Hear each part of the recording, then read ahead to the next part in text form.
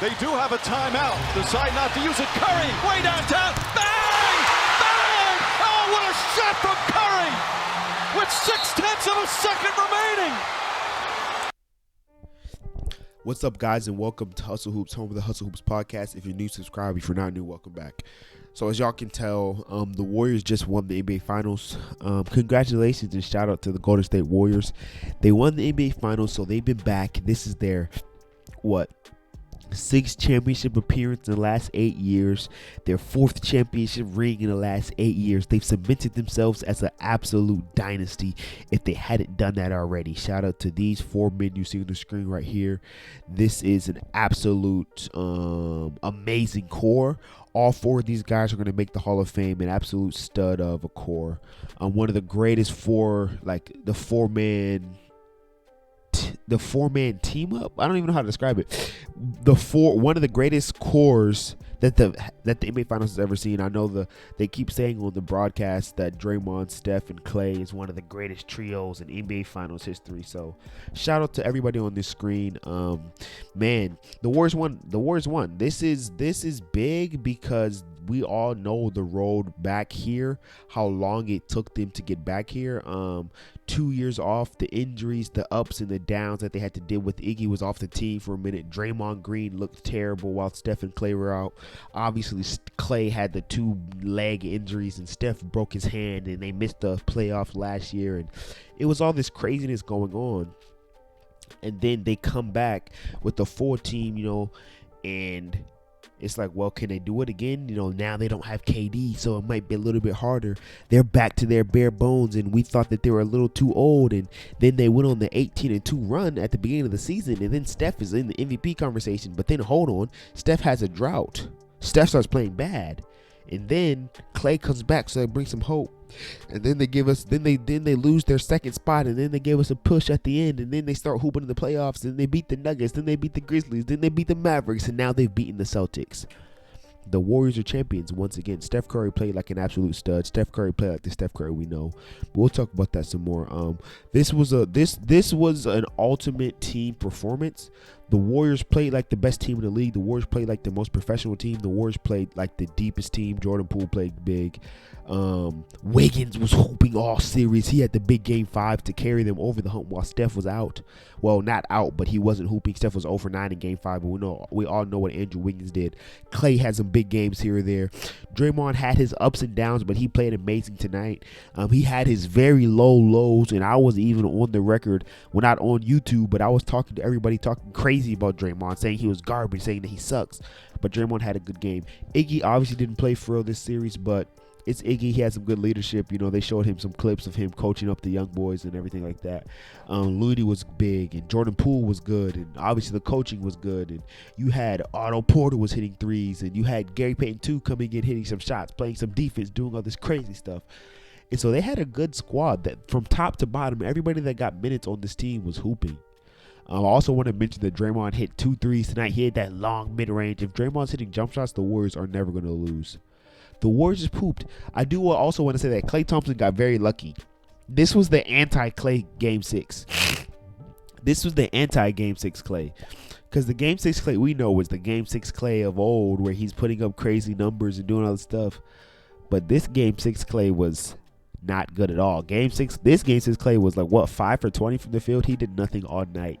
But luckily you had Steph there to hoop. Luckily you had Draymond, like I said. Luckily you had Jordan Poole, who was going crazy, playing like the girls are watching in the crowd.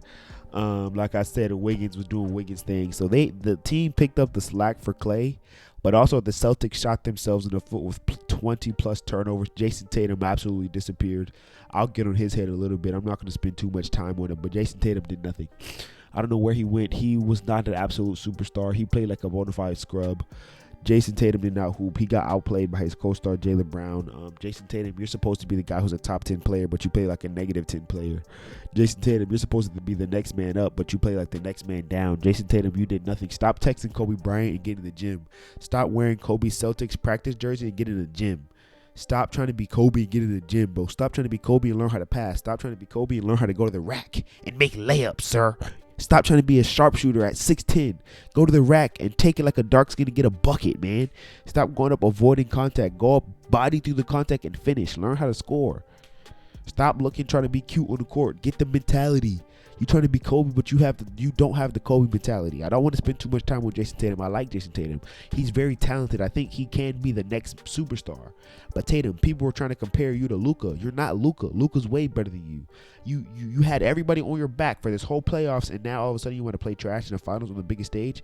Yes, the Warriors have an elite defense. Yes, the Warriors are well coached. Yes, Draymond, we know what Draymond is on defense. Yes, we know what Gary Payton is on defense. Yes, we know what Wiggins is on defense. Yes, we know what these guys are on defense, but come on now. Also, the rest of the Celtics, y'all have to hoop. Derek White, where were you?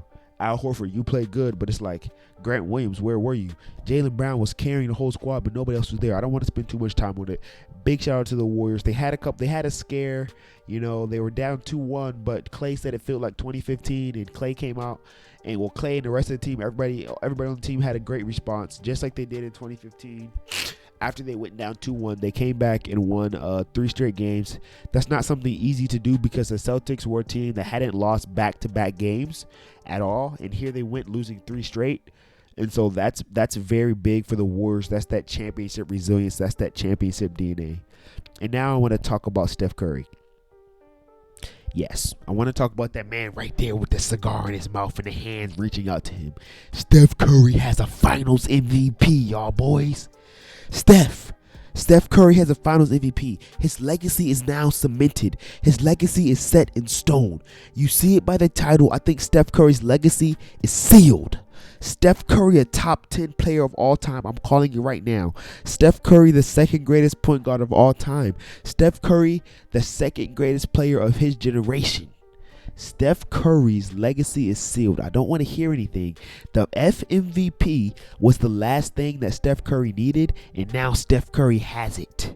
He had the 2 MVPs, the only unanimous MVP. Steph had great regular seasons and great regular season games. Steph has had great postseasons and great postseason games. He's had clutch regular season moments. He's had clutch postseason moments. He's had awards. He's been All-NBA. He's been All-Star. He's done all these things.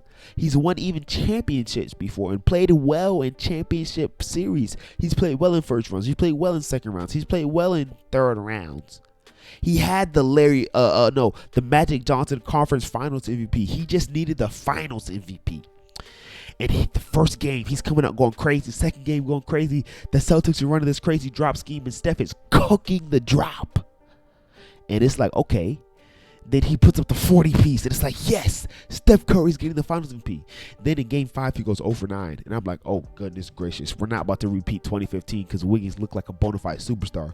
Wiggins looked like the number 1 overall pick that we knew he was, and I'm like, uh-oh. If Steph has a bad Game 6 and a mediocre Game 7, they might take his Finals MVP away. But Steph Curry came out and punched the Celtics in the mouth this game. He was hitting threes in transition. He's going to the rack. He's getting to the line, and he just played amazingly. Steph played very composed. He played under control. He didn't panic just because I went 0 for 9.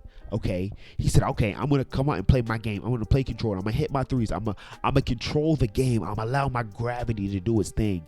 And Steph took the game by its neck and said, I'm gonna win this game for my team. I'm gonna score 30-something points. I'm gonna hit 6 threes. I'm gonna win this game. When they think it's time to come back, I'm gonna put them to sleep. I'm gonna point to my ring on my finger and say, give me my Finals MVP that I well deserved.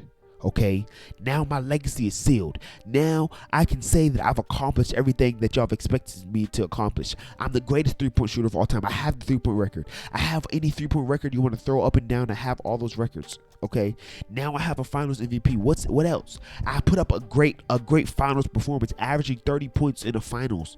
I've hit 5-6 threes in every game. I led my team. I had clutch performances. This whole playoff run, Steph Curry has done it. So now if y'all boys are still trying to poke holes in Stephen Curry's legacy, you can't do that anymore now. Now Steph Curry has finally put all the Steph Curry haters to sleep. I have everything y'all said I didn't have. Y'all said I wasn't performing in the finals. It's okay. Y'all were casuals. I averaged 26 points in 2015 when I supposedly choked and got locked up by by Matthew Dellavedova. Delly didn't lock me up. I averaged my points. 2016, I choked. Okay, that's normal. One time choking, that's okay. Braun went crazy in 2016. Give that credit to Braun, not a discredit on me. But then 2017, I hooped. Even though KD hooped better, I still hooped. 2018, I still hooped in 2018. Even though KD might have hooped better, I still hooped. 2019, I averaged 30. I put up 47 in that finals. Kawhi Leonard was just OD. Klay Thompson got hurt and KD tore his Achilles. That's all. Okay, 2020, I was out. 2021, I was out. But I came back in 2022 and averaged 34 points. Well, 30-something points, putting up 30, putting up 40, putting up 29s, putting up 6 threes, putting my team on my back this whole playoff run. I put the Nuggets to sleep, clutched them out, put the Grizzlies to sleep. They thought they were going to do something. Ja Morant, get up out of here. Sorry, boy. Mavericks, y'all time is not yet. I come in there and I get them niggas out of there. And now I come to Boston in the Garden, Game 6 on their home floor, and makes their locker room smell like champagne. Steph Curry did that. Steph Curry was the best player this whole season for his team. He was the best player in this playoffs for his team, and it was not even close. He put to bed all the arguments. I had somebody tell me at my job like 2 years ago, and this is like the wildest thing. Somebody was like, oh yeah, I think Steph Curry doesn't perform in the playoffs. Well, he put that to rest this playoffs. He performed this whole playoffs. He said, well, I just think Klay Thompson is better than Steph in big moments. Klay Thompson was terrible and Steph was good. So he put that to rest. I don't even think that was a real argument, but Steph Curry came out here and hooped. Okay. Steph Curry has solidified himself with the top 10 players of all time. Tracy McGrady talking about Steph's not up there with Bron and Michael Jordan. He was never supposed to be in the conversations with Bron and Michael Jordan. Those are the two greatest players to ever walk the earth. He's not supposed to be in that conversation, but he can be in a top 10 conversation. He can be in a conversation with the little Wilt Chamberlain, with the little Bill Russell, with the little, well, a lot of people worship Bill Russell, but Bill Russell's in the back half of my top 10. Steph Curry can be in a conversation with the Hakeem Olajuwon and a whoever else you have at the 8, 9, 10, and 11 spot. That's the conversation Steph is in. And if you ask me, in my personal opinion, Steph Curry has just entered that number 10 spot. Steph Curry is a top 10 player of all time. His legacy is cemented. He changed the game of basketball. And don't come at me with anything else. Steph Curry's a finals MVP, y'all. That's crazy. Steph won the finals MVP. The finals MVP he's been so desperately wanting to get, and it's so amazing to see him be so humble on stage. I know he's like, let's go. I know he's so excited I know he wants to scream and shout and holler, but it's okay. Steph won his finals MVP that he so desperately wanted. And now me as a Steph Curry fan, I feel completed. As a fan of Steph Curry, everything I wanted Steph to do, he's done it. He already has the chips. He already has the great moments. He has the great performances. He has the legendary moments, and he has the Finals MVP. And he gave us a good Finals performance. This wasn't an all-time Finals performance. This wasn't Giannis 50-piece. This wasn't no type of MJ performance. This wasn't no type of Bron performance. This was just an all-time good Steph Curry performance. He was giving us all the threes we wanted. He was giving us the leadership we wanted. He gave us the win we wanted. He gave us the Finals MVP we wanted. Steph Curry's a Finals MVP. His legacy is cemented. And now there's nothing that Steph Curry haters can say. He's a top 10 player of all time. Catch y'all boys later, man.